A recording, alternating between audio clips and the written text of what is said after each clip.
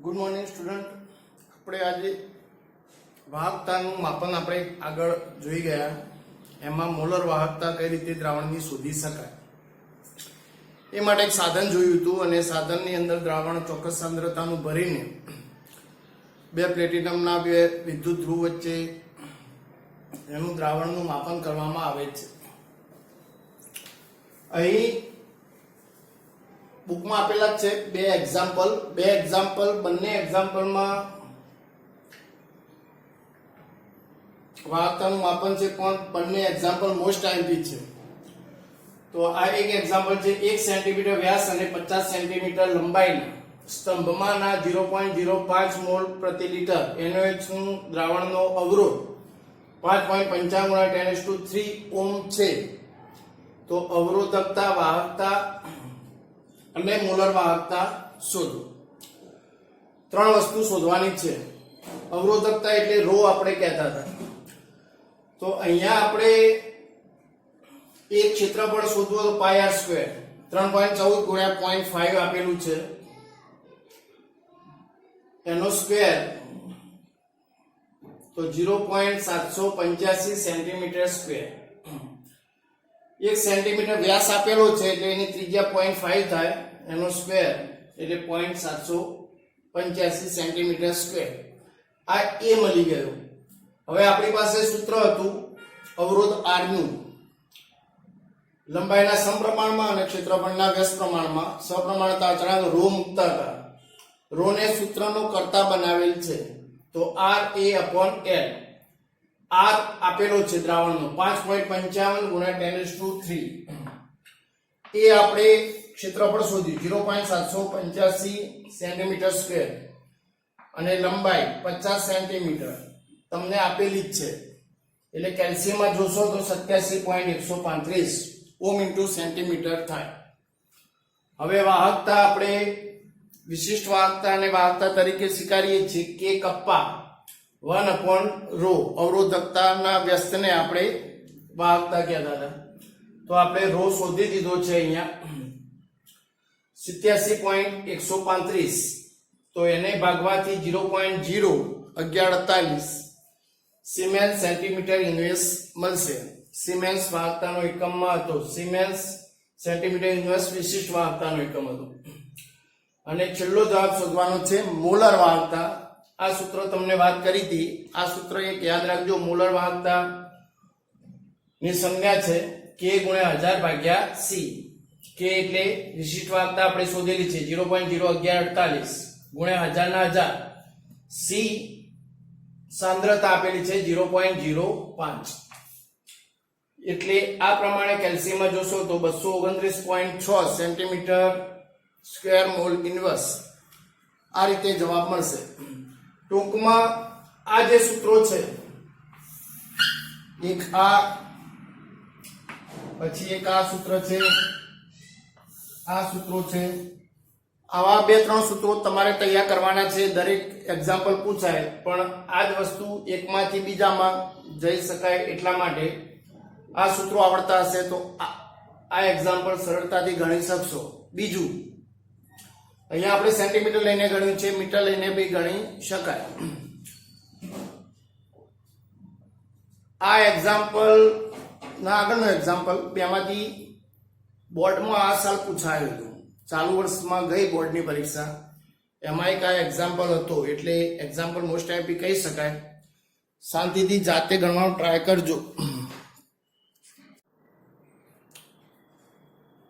બીજું એક એક્ઝામ્પલ છે, એની રકમ જુઓ. 0.1 મોલ પ્રતિ લિટર કેસીએલ દ્રાવણ ભરેલા એક વાહકતાનો કોષ અવરોધ 100 ઓહ્મ છે 100. તે જ કોષને 0.02 મોલ પ્રતિ લિટર દ્રાવણની સાંદ્રતા બદલીએ તો કેસીએલ દ્રાવણ ભરીએ તો અવરોધ 520 થઈ જાય છે. 100 નો 520 થઈ જાય સાંદ્રતા બદલાય એટલે. જો 0.02 મોલર કેસીએલ દ્રાવણની વાહકતા અને મોલર વાહકતા ગણો. 0.1 મોલ કેસીએલ દ્રાવણ જે હતી એની વાહકતા 1.29 સેન્ટીમીટર સિમેન્સ પ્રતિ મીટર છે. હવે આપણે પહેલા કોષ અચળાંક G L upon A શોધી દઈએ. વાહકતા ગુણ્યા અવરોધ, આ સૂત્ર હતું આપણી પાસે. વાહકતા 1.29 આપેલી છે ગુણ્યા અવરોધ 100 આપેલો છે 100, 129 મીટર ઇન્વર્સમાં થશે અને 1.29 સેન્ટીમીટર ઇન્વર્સમાં થશે. સીધી વસ્તુ છે. હવે 0.02 મોલ પ્રતિ લિટર કેશિયલ દ્રાવણની વાહકતા માપવી હોય તમારે તો કોષ અચળાંક ભાગ્યા અવરોધ. કોષ અચળાંક આપણે ઉપર શોધી દીધો, 129 લખ્યો છે અને અવરોધ એ દ્રાવણનો 520 છે તો 0.248 સિમેન્સ પ્રતિ મીટર આવશે. હવે સાંદ્રતા મોલમાં શોધી છે, મોલારિટી બરાબર મોલ પ્રતિ લિટર એટલે 1000 ગુણ્યા 0.02 એટલે મોલ મળી જાય. સૂત્રના કરતા બનાવ્યા છે. મોલ બરાબર મોલારિટી બરાબર મોલ પ્રતિ લિટર, મોલને સૂત્રનો કરતા બનાવ્યો છે એટલે 20 જવાબ આવે.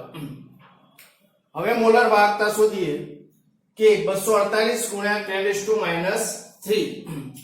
248 ગુણ્યા 10⁻³ આ મીટરનું સેન્ટીમીટરમાં લાવ્યા છીએ ભાગ્યા મોલ.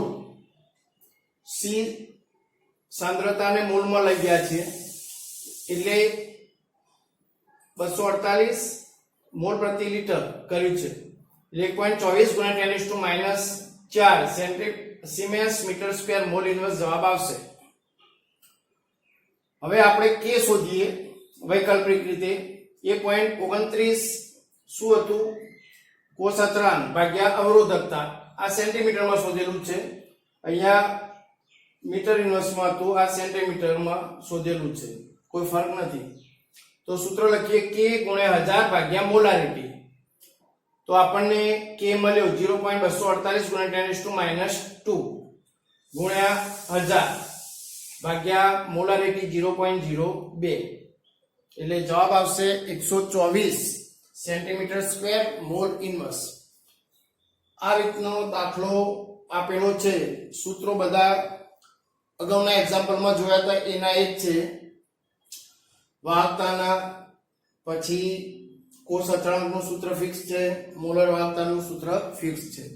એટલે આ 2-3 સૂત્ર ઉપરથી દાખલો જે વસ્તુ માંગી છે એ પ્રમાણે ગણવાનો ટ્રાય કરવો પડે.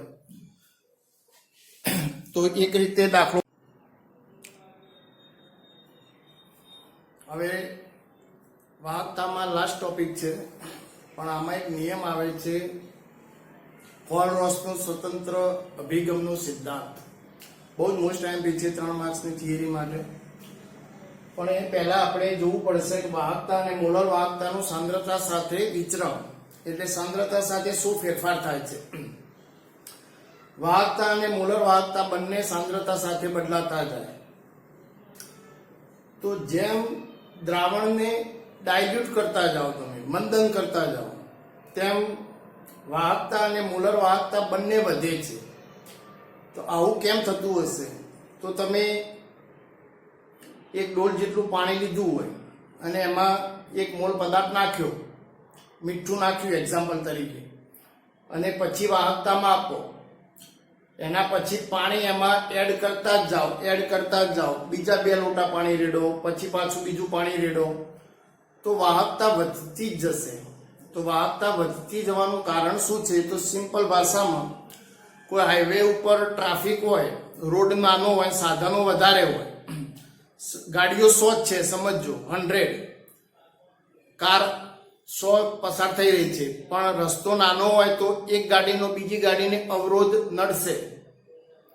હવે એ જ રસ્તો પહોળો બનાવતા જાઓ, તમે વધુ ને વધુ પહોળો બનાવતા જાઓ તો ગાડી 100 છે પણ એમને વધુ મોકળાશ જગ્યા મળતી રહેશે, એમ ગાડીને બીજી ગાડીનો નડતો અવરોધ ઘટતો જશે. એટલે અવરોધ ઘટતો જાય એટલે વાહકતા વધતી જાય એટલે ગાડીની સ્પીડ વધતી જશે. રસ્તો સાંકડો બનાવતા જાઓ એમ એની સ્પીડ ઘટતી જ જાય. એ જ વસ્તુ વાહકતામાં છે. એનું કદ છે, મંદન કરીએ તો કદમાં જેમ વધારો થતો જશે તો આયનોની સંખ્યાને વાહક થવા માટે પૂરતો મોકળાશ મળી રહે એટલા માટે એની વાહકતા વધુ ને વધુ બતાવતી જશે. એટલે જેમ વધુ ડાયલ્યુટ કરતા જઈએ તેમ વાહકતા વધતી જ જશે. તો આપણે પેલું જે સાધન હતું એ પ્રમાણે એકમ આડછેદની લંબાઈ ધરાવતું પાત્રમાં L લંબાઈના અંતરે બે વિદ્યુત ધ્રુવ ગોઠવેલા છે અને એમાં ચોક્કસ વિદ્યુત વિભાજ્ય દ્રાવણનું સાંદ્રતા ધરાવતું દ્રાવણ ભરેલું હોય તો એની વાહકતા કેટલી થાય કે A/L. એને વિશિષ્ટ વાહકતા K કહેતા હતા અને એના ઉપરથી મોલર વાહકતાને આ રીતે બોલી શકાય કે એકમ લંબાઈના અંતરમાં ચોક્કસ આડછેદનું ક્ષેત્રફળ એ ધરાવતા પાત્રમાં V કદનું 1 મોલ વિદ્યુત વિભાજ્ય દ્રાવણ ધરાવતું હોય તેવું દ્રાવણ ભરેલું હોય તો એની મોલર વાહકતા આ સૂત્ર પ્રમાણે થશે કે A અને L. હવે ક્ષેત્રફળ A એકમ છે એટલે આપણે કદ જેટલું લઈ લઈએ 1 મોલ વિદ્યુત વિભાજ્ય થી જે બનેલું હોય તેટલું, એટલે એના માટે આપણે V લખી શકીએ. તો આપણે A ની જગ્યાએ દ્રાવણ ભરેલું છે એટલે કદનું ક્ષેત્રફળ થશે એટલું થશે કે તો છેદ અને લંબાઈ એકમ લંબાઈ હશે 1 મીટરે ગોઠવેલું છે તો લંબાઈ 1 હતું તો મોલર વાહકતાનું નવું સૂત્ર મળશે કે એની જગ્યાએ V આવી ગયું. તો આ સૂત્ર પ્રમાણે જોઈએ તો કદ વધતું જાય તો મોલર વાહકતા વધતી જશે કારણ કે સમપ્રમાણમાં છે. સમજો એટલે આમાં K માં જેટલો ઘટાડો થશે એ કદ એનું સરભર કરી નાખશે. કદ વધતું જશે તો અહીંયા K ઘટતો જશે તો એ પ્રમાણે મોલર વાહકતા વધતી જાય તો એના સમપ્રમાણમાં થાય. તો હવે અહીંયા સમજીએ કોઈ એક ચોક્કસ સાંદ્રતા ધરાવતું દ્રાવણ KCl લીધેલું છે અને એની મોલર વાહકતા અહીંયા જુઓ તો 200 જેવી સમથિંગ બતાવે છે. હવે એને ડાયલ્યુટ કરતા જાઓ, બીજું પાણી અંદર એક ટપ રેડો તો દ્રાવણ ડાયલ્યુટ થશે. 0.5 હતું તો 0.4 થશે, 0.3 થશે, 0.2 થશે. તો મોલર વાહકતા વધતી જાય છે. અહીંયા જુઓ ઉપર જશે. દ્રાવણ જેમ સાંદ્રતા ઘટતી જાય એમ વાહકતા વધતી જાય. બંને સંબંધ એકબીજાના સમપ્રમાણમાં છે. કદ વધતું જાય તો મોલર વાહકતા ઘટતી જાય. અહીં વિદ્યુત વિભાજ્ય 1 મોલ જ લીધેલો છે. સમજો મીઠું હોય તો 58.5 ગ્રામ છે એટલે એમાં વધઘટ નથી થતું. પાણી આપણે દ્રાવક ઉમેરીને કદ વધારતા જઈએ છીએ. જેમ કદ વધારીશું એમ મોલર વાહકતા વધતી જશે. તો એક સમય એવો આવશે કે આ અક્ષ ઉપર આ લાઈન મળી જશે, સીધી લાઈન. તો આ સૂત્રને આ રીતે લખી શકાય મોલર વાહકતા બરાબર સીમિત મોલર વાહકતા. સીમિત મોલર વાહકતા માટે ઉપર મીંડું કરેલું છે અને એ આ ઢાળ મળશે. C સાંદ્રતા નો રૂટ છે એટલે 1/2 ઘાત લખેલી છે. હવે અનંત મોલર વાહકતા એટલે શું? પહેલા વાત કરીએ પ્રમાણે એક પાત્રમાં 1 ડોલ જેટલું પાણી લીધેલું હતું ને એમાં 58.5 ગ્રામ મીઠું નાખ્યું 1 મોલ જેટલું. હવે બીજી ડોલ રેડો, ત્રીજી ડોલ રેડો, ઘણી બધી ડોલો પાણી રેડીને કદ ઘણું બધું વધારે કરી દો તો મીઠું જે અંદર ડાયલ્યુટ થતું જશે, સાંદ્રતા એકદમ 0 તરફ જતી જશે. પાણી એટલું બધું વધી જશે તો એને અનંત મંદન તરીકે ઓળખવામાં આવે. તો મંદન મોલર વાહકતા શબ્દ વપરાય છે એના માટે આપણે મીંડું કરેલું છે. અનંત મંદને એટલે મીઠું તો થોડું જ છે પણ પાણી ઘણું બધું વધારે છે તો એને આપણે સીમિત મોલર વાહકતા તરીકે ઓળખીએ છીએ. તો અહીંયા સુધી સીમિત મોલર વાહકતા 0 થી આ ભાગ સુધી જે આંતરછેદ મળશે એને સીમિત મોલર વાહકતા તરીકે ઓળખી શકીએ. તો આપણે આને y બરાબર mx plus c, c એટલે આંતરછેદ, તો સીમિત મોલર વાહકતા λ0 m તરીકે દર્શાવીએ છીએ. એ છે એનો ઢાળ છે. આ જે સીધી લાઈન મળશે તમને વાહકતા વધતી વધતી વધતી વધતી અહીંયા સુધી અડી જશે એટલે એનો ઢાળ લેશો તો એ મળશે. તો ઢાળ એક તાપમાન ઉપર આધાર રાખે છે અને બીજું યાદ રાખજો દ્રાવકમાં નાખેલ વિદ્યુત વિભાજ્ય ઉપર આધાર રાખે છે.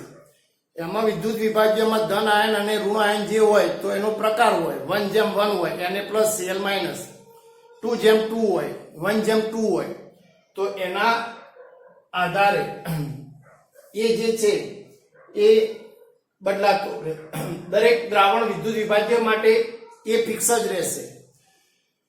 તો એ એના બંને તાપમાન અને ધન આયન અને ઋણ આયનના વિદ્યુત વિભાજ્યના પ્રકાર ઉપર આધાર રાખે છે. એ બે બાબત ઉપર એ આધાર રાખશે. સી સાંદ્રતાની રૂટ લીધેલી છે 1/2 તો તમને પ્રબળ વિદ્યુત વિભાજ્ય હશે.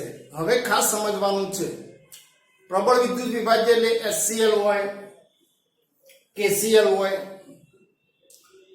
પ્રબળ વિદ્યુત વિભાજ્ય એટલે NaOH હોય NaCl હોય.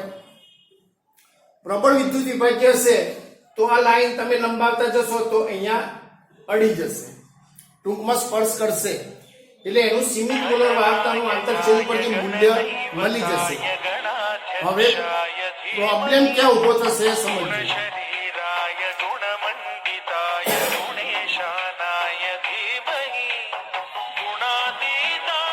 હવે પ્રોબ્લેમ અહીંયાથી છે.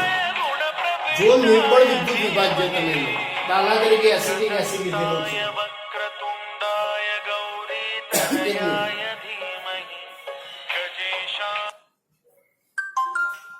નિર્બળ વિદ્યુત વિભાજ્ય તમે જો લીધેલો હશે અને એમાં જો તમે પાણી રેડીને મંથન કરતા જશો વધુ ને વધુ પાણી ઉમેરતા જાઓ